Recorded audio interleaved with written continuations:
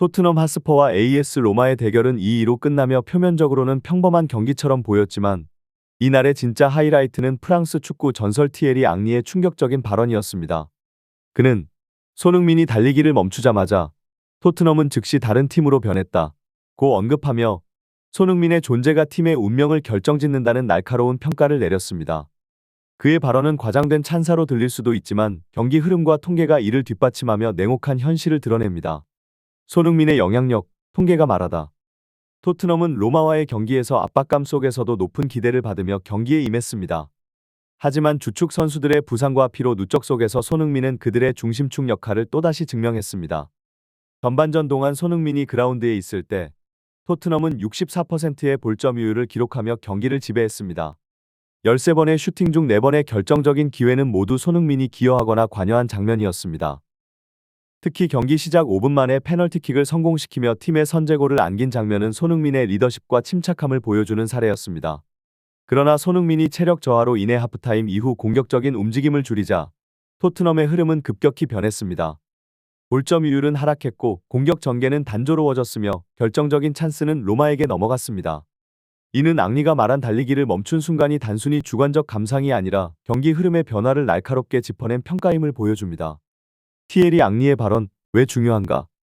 앙리의 발언은 손흥민의 전술적, 심리적 중요성을 다시금 상기시킵니다.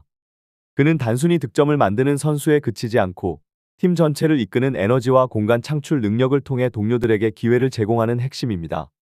손흥민의 움직임이 멈추는 순간 토트넘은 리더를 잃은 듯 보였고 경기의 주도권은 상대팀으로 넘어갔습니다.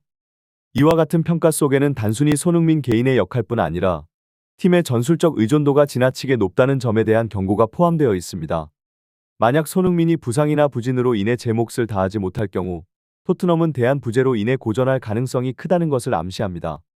손흥민의 골과 그 이후의 변화, 티에리 앙리 발언의 맥락. 손흥민은 이번 유로파리그에서 자신의 4번째 골을 터뜨리며 41일간의 득점 가뭄을 강렬하게 끝냈습니다. 12일 경기에서 나온 골은 단순히 스코어를 바꾸는 장면이 아니었습니다. 골키퍼와의 1대1 상황에서 보여준 손흥민의 침착함은 그가 왜 토트넘의 핵심인지를 다시금 증명했죠.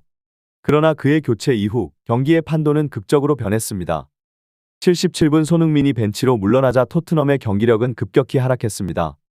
전반전 64%에 달하던 볼점유율은 36%로 추락했고 상대를 위협할 기회는 완전히 사라졌습니다.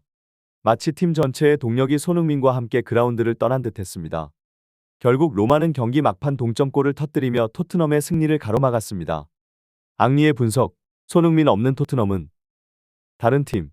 경기 이후 티에리 앙리가 RMC 스포츠의 스튜디오에서 이 상황을 평가했을 때 그의 발언은 많은 축구 팬들에게 충격을 주었습니다.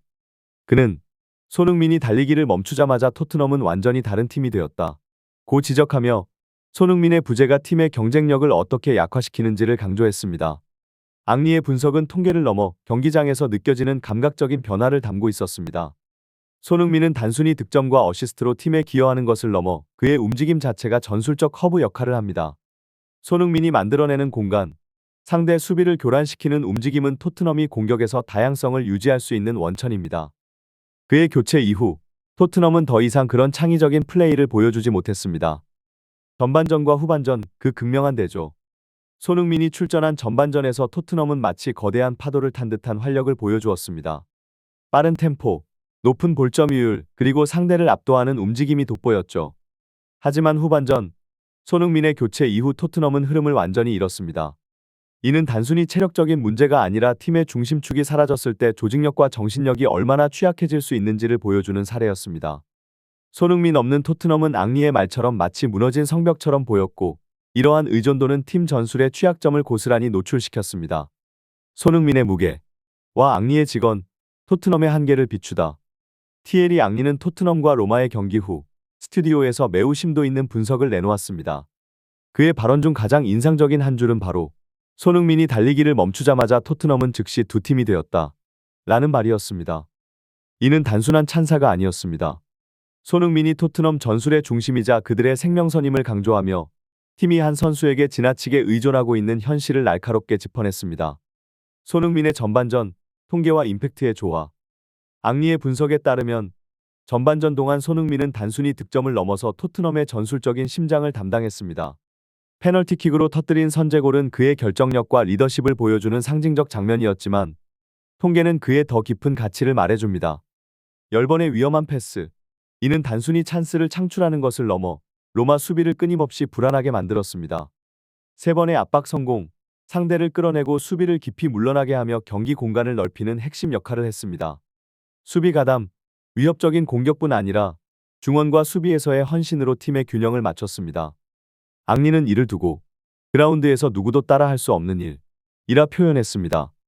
이는 손흥민의 플레이가 단순히 개인의 기술이 아닌 전술적인 다양성과 팀워크를 아우르는 능력을 포함하고 있음을 보여줍니다. 후반전, 손흥민 없는 토트넘의 현실. 손흥민이 교체된 후 토트넘은 마치 영혼을 잃은 듯 보였습니다. 볼점유율은 36%로 추락했고 결정적인 찬스는 전무했습니다. 팀은 손흥민의 부재 속에서 단순한 롱볼과 수비적인 플레이로 전락하며 로마의 주도권을 내줬습니다. 결국 후반 막판 동점골을 허용하며 승리를 놓쳤습니다. 앙리의 말처럼 손흥민의 교체 이후 토트넘은 모든 것을 잃었다 고 해도 과언이 아닙니다. 이는 단순히 한 경기의 흐름이 아니라 토트넘의 전술적 구조가 손흥민에게 지나치게 의존하고 있음을 여실히 드러낸 순간이었습니다. 앙리의 교훈. 2006년 챔피언스리그 결승의 대자비. 앙리는 자신의 경험을 예로 들며 손흥민과 토트넘의 상황을 비유했습니다. 2006년 챔피언스리그 결승에서 아스날은 앙리에게 모든 희망을 걸었지만 바르셀로나의 조직적인 힘 앞에 무너졌습니다.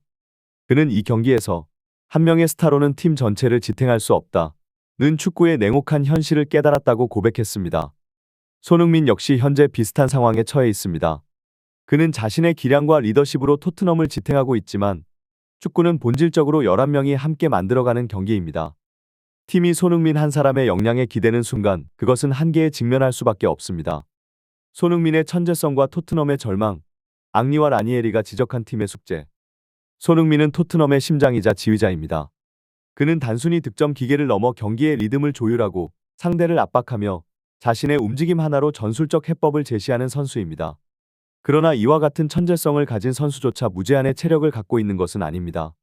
티에리 앙리는 경기 후 날카로운 시선으로 이러한 문제를 직시했습니다. 손흥민이 지치지 않기를 기도하는 것, 그것은 전략이 아니라 절망이다. 라는 그의 말은 토트넘이 안고 있는 구조적 문제를 가감없이 드러냈습니다. 손흥민과 대체 불가능성의 함정. 손흥민은 뛰어난 경기 이해력을 바탕으로 매 순간 상대를 위협합니다. 그의 움직임은 단순히 빠르고 날카로운 것 이상입니다. 상대 수비가 어느 방향으로 움직일지 예측하며 공간을 창출하고 공격의 활로를 열어줍니다. 이런 능력은 단순히 빠른 속도와 기술만으로 대체할 수 없는 자질입니다. 앙리는 손흥민과의 비교 대상으로 맨체스터 시티의 케빈 더 브라위너를 언급하며 두 선수의 핵심적인 공통점과 차이점을 예로 들었습니다. 더 브라위너는 시티의 전술 중심축이지만 부상 시 과르디올라는 필포든, 베르나르도 실바 그리고 일카이 균도안 등을 활용해 다양한 대안을 마련했습니다. 이는 단순히 선수 교체가 아니라 팀 전체가 각자의 역할을 나누어 중심을 유지하도록 설계된 시스템 덕분이었습니다. 반면 토트넘은 손흥민의 부재 시 그 공백을 메울 뚜렷한 계획이 없습니다. 경기 후반 손흥민을 대신해 티모 베르너가 투입되었지만 그의 빠른 속도는 손흥민의 다재다능함을 대체하기에는 역부족이었습니다. 손흥민은 단순한 공격 옵션이 아니라 전술적 균형을 잡아주는 리더이자 창조자이기 때문입니다. 라니에리의 평가. 손흥민 없는 토트넘의 현실. 경기 후 기자회견에서 클라우디오 라니에리 역시 손흥민이 경기에서 만들어낸 영향을 주저없이 지적했습니다. 그는 손흥민이 있는 전반전의 토트넘은 강렬하고 창의적이며 상대를 압도했다 고 평가했습니다. 그러나 손흥민이 떠난 후 토트넘은 마치 뿌리를 잃은 나무처럼 경기의 중심을 잃었습니다. 라니에리는 이 현상을 단순히 손흥민 개인의 부재로 설명하지 않았습니다. 그는 위대한 팀은 한 선수의 공백을 메우기 위한 체계적이고 탄력적인 시스템을 갖추고 있다며 토트넘이 장기적인 성공을 위해 더 깊은 전술적 계획을 세워야 한다고 강조했습니다. 손흥민 의존의 위험성과 팀의 미래. 앙리와 라니에리의 분석은 궁극적으로 토트넘의 의존적 구조가 팀의 성장을 제한할 수 있다는 경고로 귀결됩니다. 1. 손흥민의 부상 위험, 과도한 출전 시간과 책임은 손흥민에게 피로 누적과 부상 가능성을 높입니다. 2. 전술적 다양성 부족. 손흥민 중심의 전략은 상대 팀에게 분석당할 위험이 큽니다. 이는 결정적인 경기에서 치명적인 약점으로 작용할 수 있습니다. 3. 심리적 부담. 한 선수에게 모든 기대와 희망을 걸면 그 선수에게 과도한 심리적 압박이 가해질 수 있습니다. 토트넘의 과제 균형 있는 시스템 구축. 토트넘이 손흥민의 역량을 극대화하면서도 그 의존도를 낮추려면 다음과 같은 변화를 모색해야 합니다. 1.